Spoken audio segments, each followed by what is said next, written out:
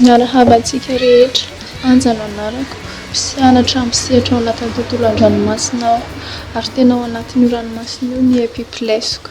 Biby iray tsy dia mbola be mpahafantatra nefa misy eto amintsika no entiko aminareo eto androany.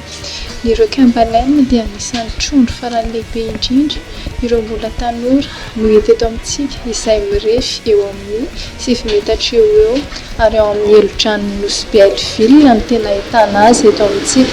Trondro iaho fa tsy anisan'ireny baleine na dauphin ireny akory.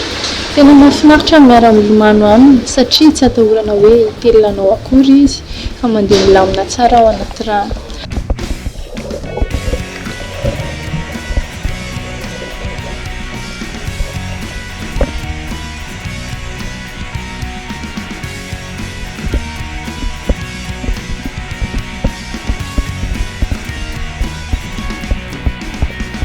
Afatra kely antsika rehetra mba tsy dion'osontsika fa tena kanto hoe.